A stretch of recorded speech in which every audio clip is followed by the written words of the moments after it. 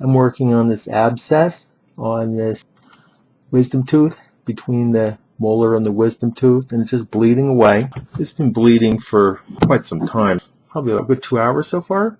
Realistically, it could bleed for another 4 or 5 hours. At some point, I'm going to have to worry about blood. I haven't quite reached that point yet. This is bleeding out the infection, so this is how they get rid of the infection. And what I'm doing is I'm attempting to smooth the front surface of the tooth because everything's so open and it has to be debrided anyway. So I'm kind of doing two things. One is smoothing the tooth and the other is just letting the stuff bleed out. So here's the hole. So I go into the hole and then it just kind of comes out. And I got this thing on my neck to squeeze the infection out of my neck. And largely I'm avoiding the second molar. I can do a little bit along there too because these things are coexisting.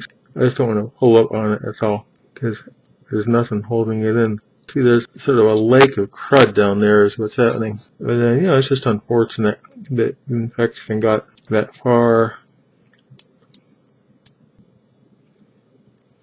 So what it looks like to me is it looks like this thing may have to bleed out several times. Okay, now I'm working toward the forward space with the second molar.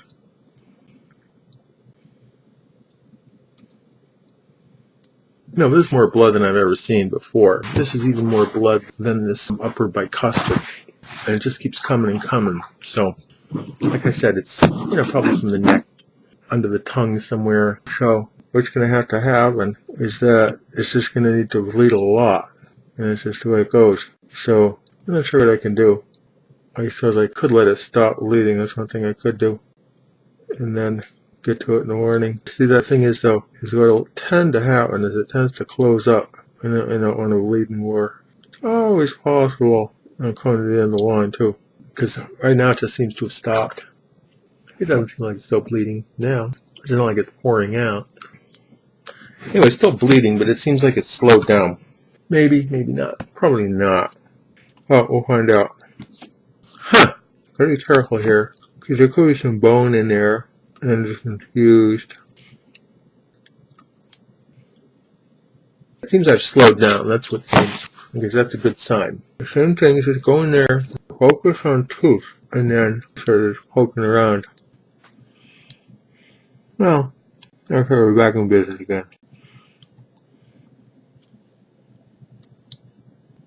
Okay, this is actually the second molar.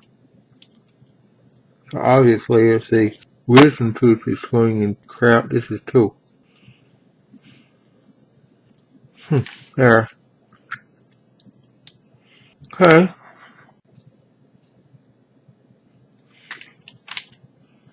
Okay.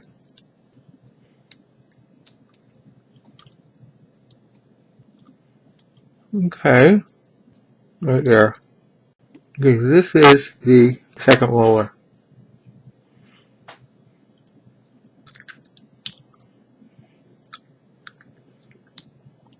Okay. Now, yeah, this is after 15 minutes. Here's some more. And this one I said it seemed to be running low. Now, it still may be right. See, maybe in like an hour or so, it'll start to lean out. So ideally, I should hang out. Okay, well, keep going, huh? Okay, it looks like it's no longer slowed down. Back, same thing. Like I said, I was doing the front tooth, not pulling on it. Obviously, this is sort of like this meat between them. I generally treat teeth separately. See, now this one, there's no particular reason why. This has some of that membrane too. And, it's doing its popping out thing, so it's got its little thing. No question about that. Go back to the front tooth again, into this hole. It's pretty a clear hole, there's no question about that. I've been having some look, sort of hard to say, clearing it out. There's no question there's more curettage to do. Okay. It's hard to say what the deal is there, whether I can get that stuff to flow. The way I sort of have it figured is if I know where this hole is, then I can go back to this hole and then lead it out again. That would be the presumption.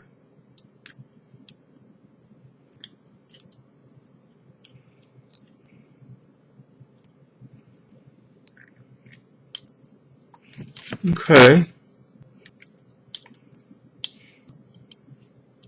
Okay.